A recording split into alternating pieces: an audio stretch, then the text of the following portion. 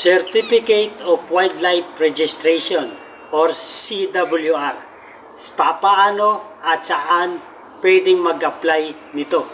Okay po mga kahabi, so sa video nito, ito po yung ating pag-uusapan kung paano tayo kumuha ng CWR or saan tayo pwedeng mag-apply nito.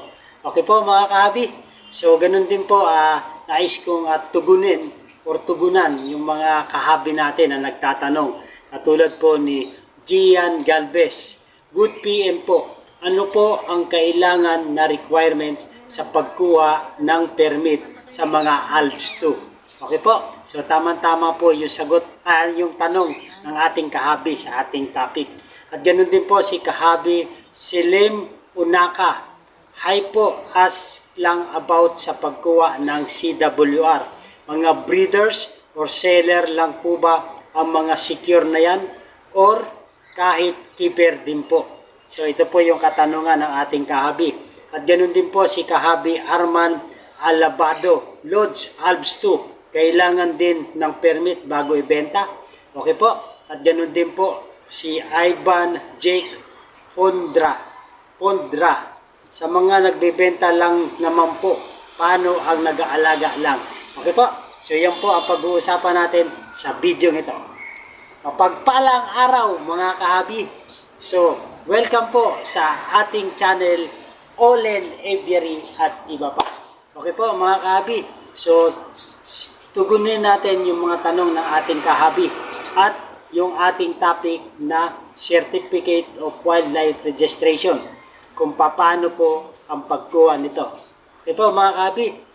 So, unahin natin yung tanong ni Selim Unaka. Hi po, ask lang about sa pagkuha ng CWR. Mga breeders, seller lang po ba ang mag-secure na yan or kahit keeper po? Okay po, Selim Unaka. So, lahat po ng mag-aalaga ng endangered species ay kailangan po merong CWR. Okay po? Dahil ito po ay naaayon sa batas ng DNR. Ito yung Republic Act 9147. Okay po? Ano ba yung Republic Act 27? Ang Certificate of Wildlife Registration, CWR, ay dokumentong ini-issue ng DNR sa mga individual na nagrehistro ng kanilang mga alagang buhay ilang wildlife base sa RA 9147, ang Wildlife Resources Conservation and Protection Act na of 2021. Okay po? So ano po ba ibig sabihin ng 9147?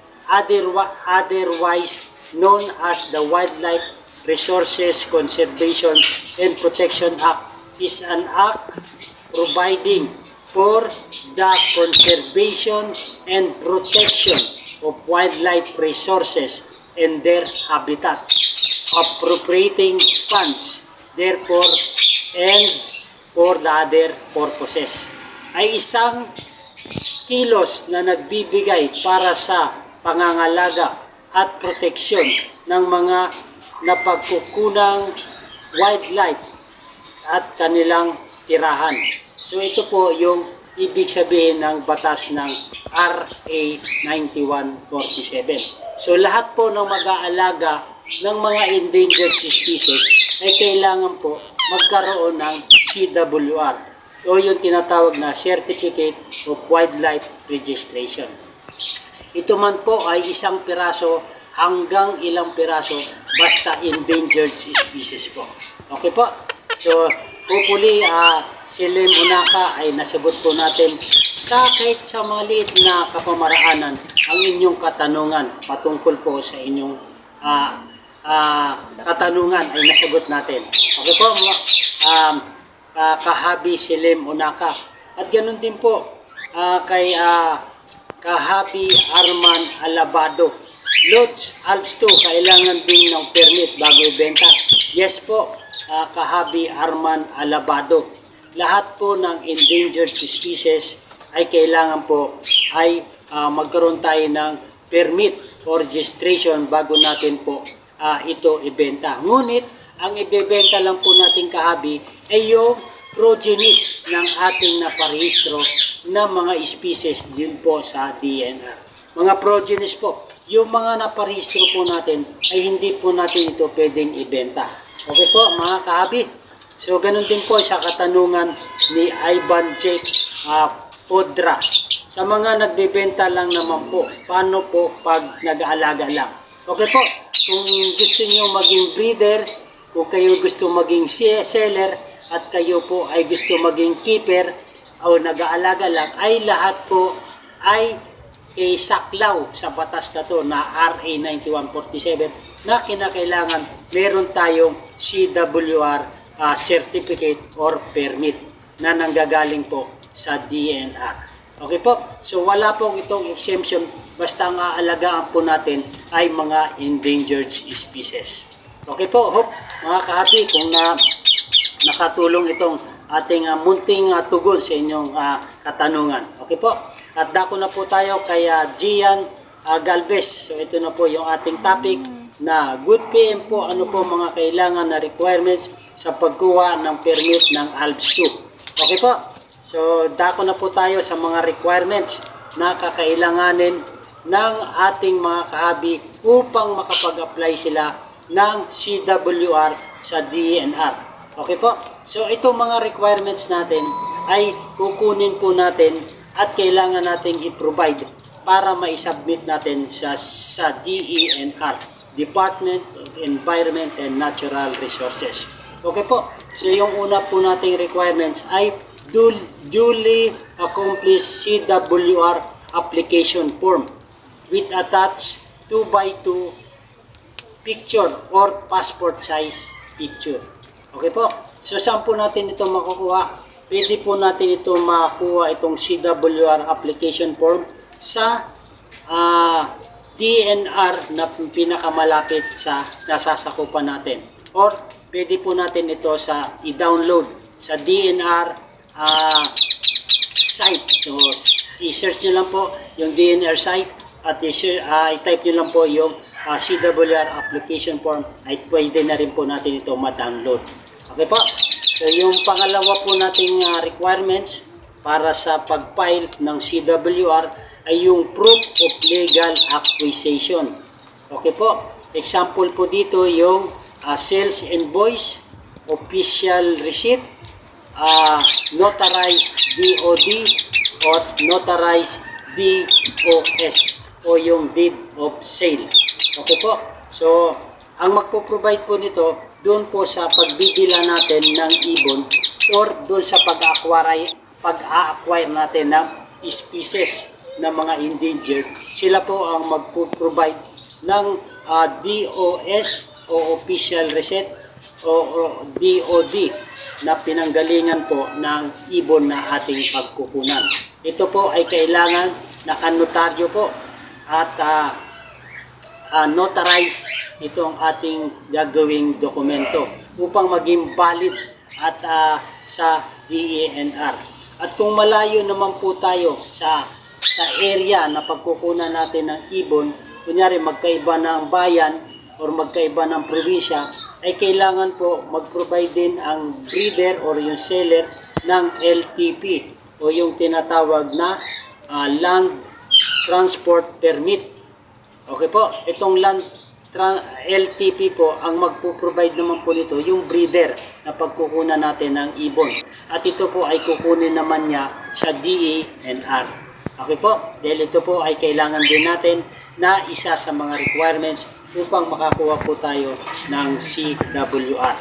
Okay po, at yung pangatlo po na kailangan natin ay yung photocopy ng CWR holder or W-Farm permit na pinagbilhan po natin ng ibon. So, photocopy lang po, hindi yung original. At photocopy rin po ng ID, both ng buyer at ng seller or yung breeder. Photocopy lang ng government ID na nagpapatunay na tayo po ay legit at tayo po ay yung magpapatunay na tayo yung nagbenta at tayo yung bumili. Okay po? So then, after na makomply na po natin ang mga requirements, ay pwede na po natin ipasa sa DNR na nasasakupan kung saan po tayo nakatira. Okay po? So after that, na maisubmit na po natin yung mga requirements sa DNR para makakuha tayo ng CWR ay meron po munang tinatawag na site visit ang inspection team ng DNR.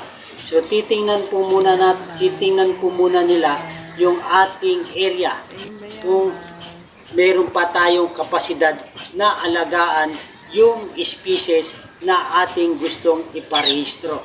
Okay po? So meron po silang site visit. Pagkatapos po ng site visit ay doon po natin malalaman ng kung ma-approvean po tayo ng DNR para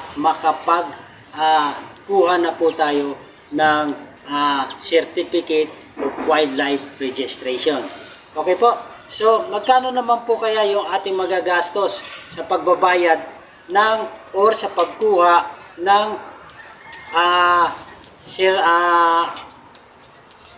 CWR permit? Okay po? So, napaka-minimal lang po mga kahabi yung ating mga babayaran na mga bayarin sa DNR kung tayo po ay nakapag-comply na ng mga requirements. So, registration fee of 50 pesos lang po to cover administrative cost and service. So, 50 pesos po ang ating babayaran doon sa DNR para po sa registration fee. Okay po? So, kung meron tayong ipaparehistro na 1 to 50 heads na ibon, kahit anong ibon po ito ang pinag-uusapan po yung heads. Okay po? So, 50 pesos lang po yung ating babayaran. Kung 51 heads naman po, hanggang 100 heads na species yung ating ipaparehistro ay 500 pesos po. Kung 101 head naman po hanggang 200 heads ay 750 pesos po. At kung 201 heads and above ay 1,000 pesos po ang ating babayaran para sa registration fee ng ating mga ibon na gustong iparehistro. Okay po, so napaka-minimal lang po yung ating babayaran. At aside from that, ay babayaran din po natin yung documentary stamp to be affixed on the CWR. So yun po yung ilalagay sa CWR natin. Okay po mga kahabi, so hope meron tayong natutunan patungkol sa mga requirements na kakailanganin natin upang makapag-apply tayo or makapag-avail tayo ng pribileyo na magkaroon tayo ng Certificate Wildlife of Registration sa DNR. Okay po, so hope nakakuha tayo ng mga requirements at maihanda na natin ang mga kakailanganin natin ng mga dokumento at para makalapit na po tayo sa DNR at makapag-apply po ng wildlife registration. Ito po mga kahabi, at kung nagustuhan itong video na to, ay humingi ako ng favor, please subscribe my YouTube channel, Olen Aviary at iba pa. Okay po, kung meron kayong mga katanungan, pwede kayong mag-comment at sa susunod na video ay pwede na po natin talakayin patungkol sa inyong katanungan bilang isang buhay mag-iibon. Okay po, kung sama-sama tayo magtutulungan, sama-sama po aangat ang industriya ng mag-iibon. Okay po mga kahabi, maganda ang buhay pag may alagang ibon sa ating bahay. Buhay and God bless. Thank you for watching. At saka mga kahabi, so kailangan reviewin natin yung Wildlife Republic Act RA 9147 dahil dito po nakasalalay ang ating legalidad ng ating pag-aalaga ng ibon. Kailangan protection natin at conservation ng ating mga inalagaan. At pangalawa kahabi, alamin po natin yung mga alaga natin kung ito ba ay saklaw ng mga endangered species. So, sa sunod na topic natin, pag-aralan naman natin yung CITES, yung CITES and non-CITES species, kung ano-ano nga ba ito. Okay po, maraming po salamat.